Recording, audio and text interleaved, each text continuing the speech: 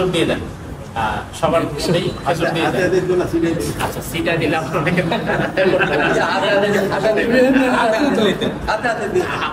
মোহাম্মদ রেহানুদ্দিন সাহেবের পুত্র খায়রুল বাশার শিহাবের সাথে আপনার কন্যা ইসরাত জাহান ইসরাকে 1 লক্ষ টাকা দিনমোহর ধার্য করে বিবাহ অর্পণে আপনি রাজি হলেন। বিবাহ করতে আপনি হিসেবে রাজি হলেন। আলহামদুলিল্লাহ, আমরা সবাই শুনেছি তো। ইসলামের শরঈ পদ্ধতিতে যে বিবাহ, এটা সম্পাদন হয়ে গেছে।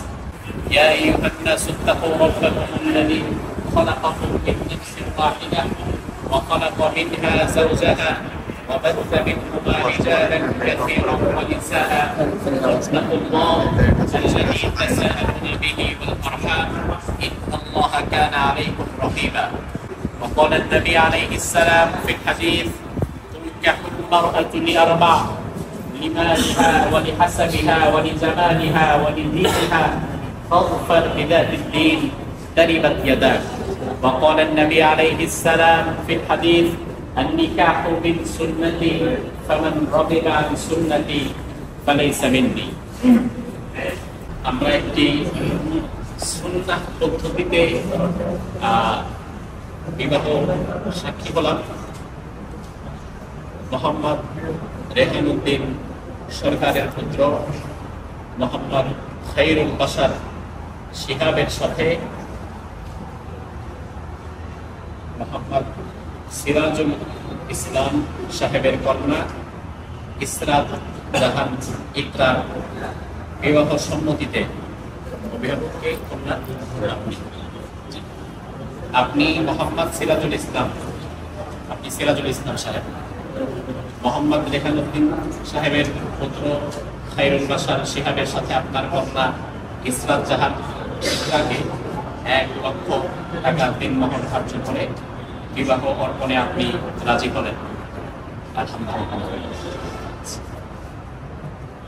মোহাম্মদ সিরাজুল ইসলামের কন্যা ইসরাত জাহান ইকরাকে 1 লক্ষ দিনমোহর বাবদ বিবাহ করতে আপনি হিসেবে রাজি হলেন।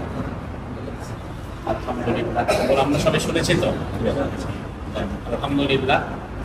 তো ইসলামের শরঈ পদ্ধতিতে যে বিবাহ, এটা সম্পাদন হয়ে গেছে। মেয়ের অভিভাবক ইজাজত নিয়ে আসছেন, ছেলের অভিভাবকরা উপস্থিত আছেন, আমরা সাক্ষী হিসাবে আছি। ইজাব কবুল হয়েছে, বিবাহের খুতবা হয়েছে।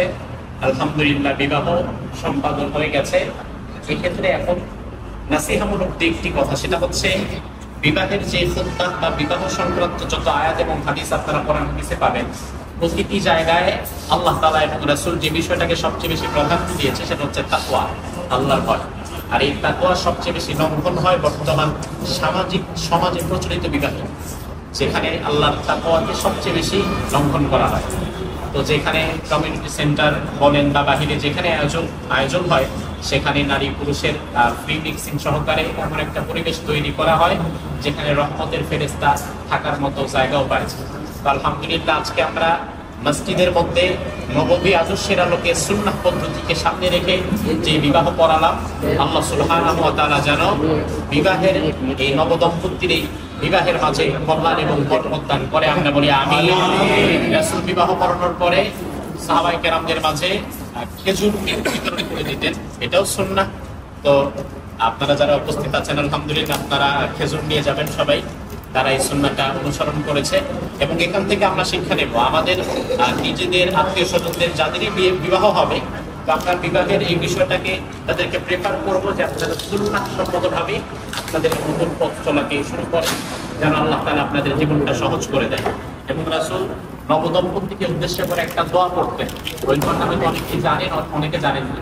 তো যারা জানেন বা জানেন না, সবাই আসেন আমরা একবার পড়ি, তাহলে আল্লাহ তাআলা এই দোয়াটা তাদের জন্য কবুল করবে, আমাদের নিজেদের জন্য কবুল করবে। সবাই একবার বলি, বারাকাল্লাহু লাকুমা ওয়া বারাকা আলাইকুমা ওয়া জামা বাইনাকুমা ফি খাইর। আমিন। জি, খেজুর দিয়ে দেন। সবার মধ্যেই হাজর দিয়ে দেন। আচ্ছা সিটা দিলাম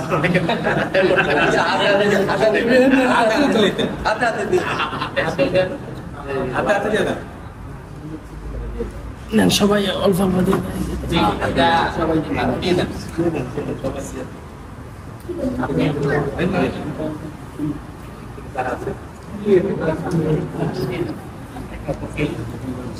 দিয়ে দেন।